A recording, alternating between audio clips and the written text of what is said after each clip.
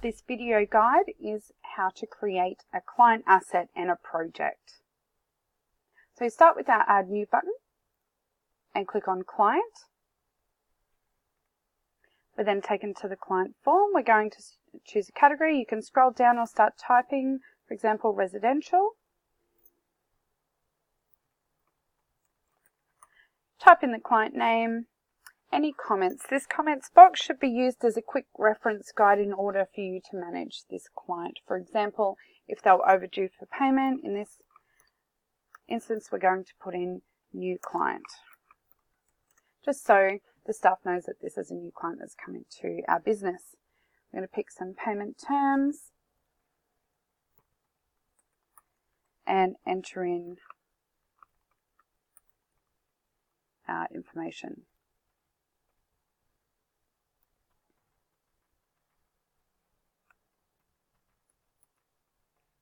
All of the basics. We're going to pick some filtering information for them. Again, you can type in this field rather than scroll if you know what you're after. This is going to be a mobile client. Then we're going to navigate to the address. So click the little pencil. It's going to default with the client name that we've already typed. You can additionally add an attention line, for example, say an owner's name or reference. We're going to pop in the address here.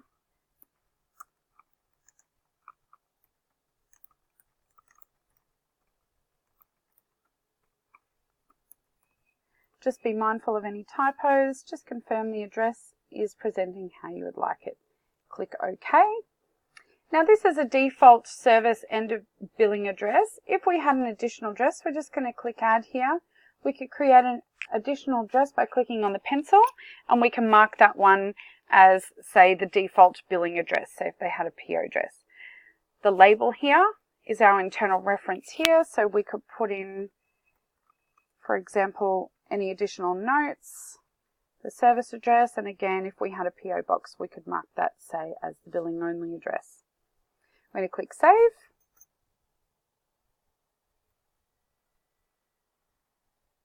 And our client is created. This is confirmed. Now we navigate down to the next service tab. Being that they're a new client, they don't currently have an asset, so we're going to click on New Next Service Asset. We're going to pick the type of asset it is, so the type of body of water or equipment. In this instance, an outdoor pool. A region, just pick all regions unless you actually use a region mapping in your business to best suit your staff. I do recommend picking the right region. Now, because we've created this from the customer record, the customer has defaulted and the address has pulled through. We just need to select the correct service address for this asset. Choosing the marketing territory is imperative. It's really important that we pick the right marketing territory for this service address. We've got a client asset reference section here, which we're just going to populate.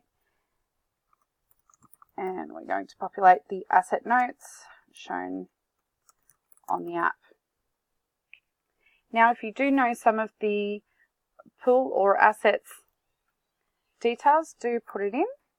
Otherwise, the technician can do this poolside. Really handy information we can then use for marketing purposes. For example, all of these fields are reportable, so you could look up all of your assets that, for example, had a fiberglass pool service and do some local area marketing to them. So we're just going to click Save. We're now going to be redirected to the client record. So we're going to scroll down here onto Next Service. Yes, we've got our asset here. Now, if we were in the asset record, you could create your project from here.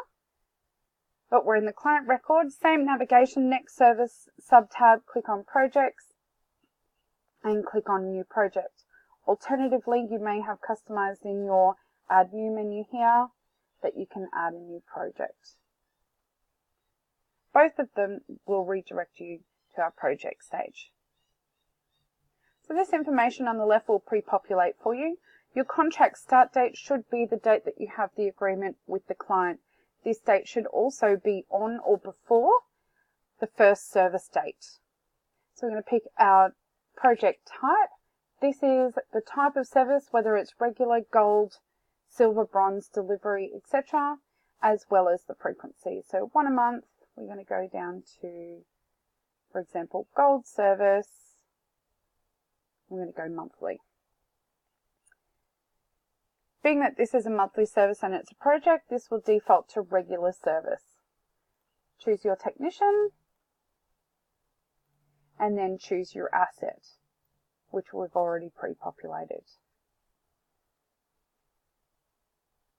We're going to leave the status to in progress and add any details or particulars that we might want to see on the project itself. So I'm just going to pop in project notes here for the example.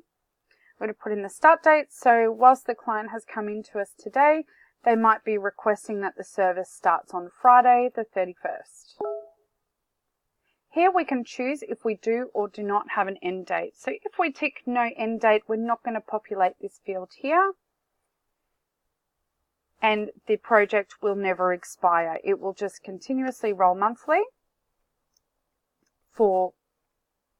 until the project is put into cancelled mode. If we do choose an end date, you'll need to renew that project.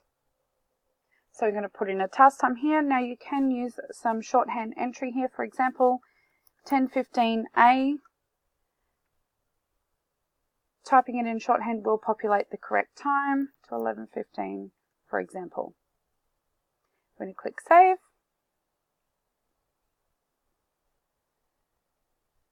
This project is going to be created. Now we've got this pending processes blue banner. That means that in the background, the system is creating your cases and tasks for you and the schedule. You don't actually need to do anything in order for that to happen. This will happen over time, and you can just right mouse click and click reload or click the refresh button on your browser window. You can also click on F5.